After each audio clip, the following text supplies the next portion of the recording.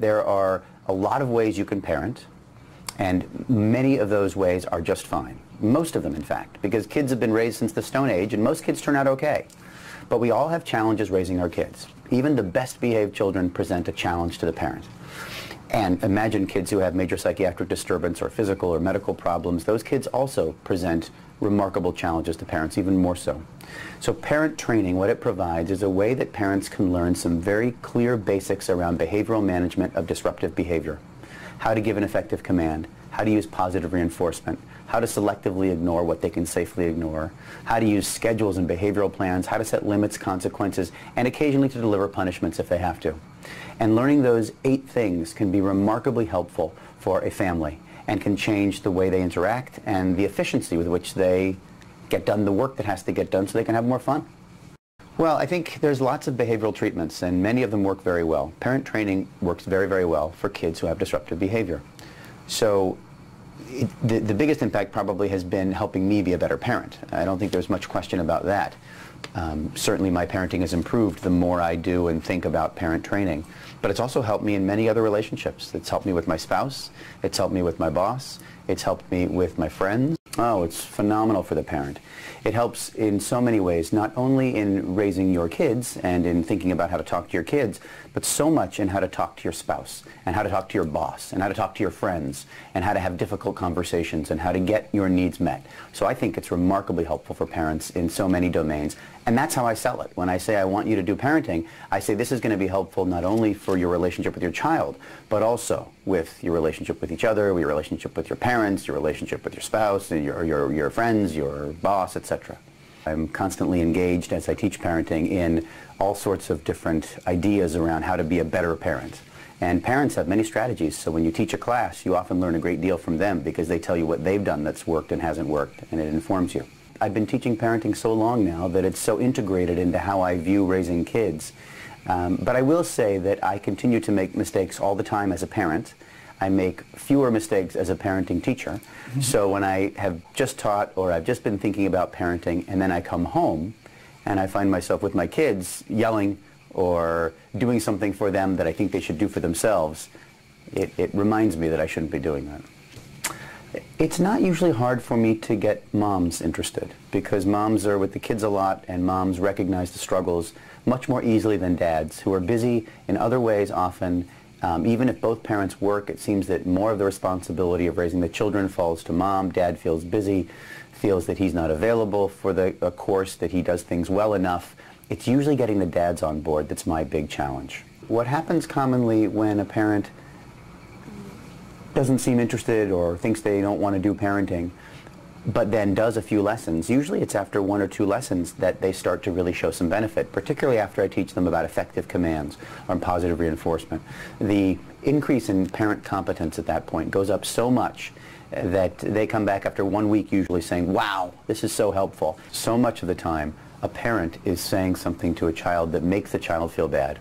And the child says things to the parents that make them feel bad. But, you know, there's a lot of bad feeling, there's a lot of anger and frustration, and the parent starts saying things like, you know, you're ungrateful and you're mean, and the child says those things, I hate you, I don't want you to be my parent anymore, I want to go live with someone else. And so this all dials up, and one of the greatest things is when the parents learn to control, to be a little more consistent, and to use the tactics that work. When that happens, so many more good feelings come about. It's a basic cognitive behavioral technique. You start with the behavior, you fix the behavior, everybody's feelings and emotions settle down and get better. One of the things we want to do is reinforce our kids positively for the things they do right. And we don't have to start at 100% of perfect, you know, or ideal. We don't have to praise them only when they do everything we said. We can start praising them when they hit 10 or 20% of perfect. And we can say, hey, good job walking down the hall to get your shoes. Now let's put them on, buddy. You know, that can be, instead of waiting for them to all get their shoes on, because that may never happen if we wait that long. So we have to praise early. I'm almost always satisfied that we moved forward. And commonly what happens is parents will tell me that things are radically different. But even when they're not, even when things are just sort of better, it's better than it once was, and it's a small investment on the part of the family in terms of taking a few classes or attending a few therapy sessions. It's a bigger investment in terms of doing it at home. And when they commit to that, then you do see often radical changes. parent training principles are deceptively simple. They are actually not so hard to learn these things. And you look at them and you say, wow, all I have to do is be pretty consistent, to be as behavioral as possible, to use active words. Johnny, it's time to brush your teeth. Or Johnny, brush your teeth now, please. As opposed to the millions of other ways to say, Johnny, brush your teeth. And parents see that and they say, oh, I do that. And I don't really need this help because I do that all the time. When you really break it down with them, you find out that they don't do that it's filled with hesitations, questions. They don't stay on top of the kids. They ask them to brush their teeth. They don't tell them to brush their teeth. Johnny, will you brush your teeth? I think it's time now. What do you think? We turn off the TV. You know, they approach it millions of different ways, and once in a while they say, Johnny, brush your teeth now, but most often they don't. And so when you're really consistent and you really work with a family to see exactly what they do, and you can sometimes do that even live by bringing the child in or by giving them a task and sitting behind a one-way mirror, then you really know what's going on. Or when there's two parents there and they can say, you know, you don't really do it the way you say you do it.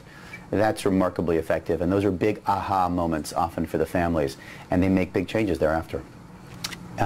Well, there's lots of different types of counseling, but in general, individual counseling is usually about a problem an individual has, a concern or a history of how they approach problems, or worries or sadness and so forth, and you're focusing with them on them individually. With parent training, you're working with a parent or more than one parent, both parents, or the parent and the grandma, or the parent and the nanny, whatever. Sometimes even the parent and an aunt or an uncle or an older sibling who is involved in parenting a younger child. And you're working with them to teach them the effective treatments that we know work, the effective techniques rather than treatments, the effective techniques that we know work for helping a child to manage his or her behavior. Well, if you believe in cognitive behavior therapy, and I do, then by changing behavior, feelings often follow. So one thing I've done before when I saw older couples, couples in their 50s, 40s, 60s, who, 40s isn't so old, neither is 50s, but couples who've been together for a while, married couples, and they're not getting along. One technique I've tried sometimes is to tell them to start having fun together. And that may be holding hands, going to dinners, having sex, anything. And just changing those behaviors sometimes leads to better feelings. Most of the time does. There's many other techniques in couples therapy too, but often just changing your behavior leads to better feelings. And that's very powerful. So as you change your behavior as a parent, as you become more consistent, more clear, as you're excruciatingly clear about what you expect, when you expect it from your kids, and you reinforce them positively for doing a piece of what you want, all of what you want, everybody gets better feelings. Everybody feels good that they know what's expected of them, that they can accomplish it and get good feelings back from the parents. And then the parents feel good because the kids are happy. Everybody wins. If you look at the dozens and dozens of studies that have followed parents who have gone through parent training, you find they always report higher levels of happiness, satisfaction, contentment, and so forth in the family after they've attended training and it's worked.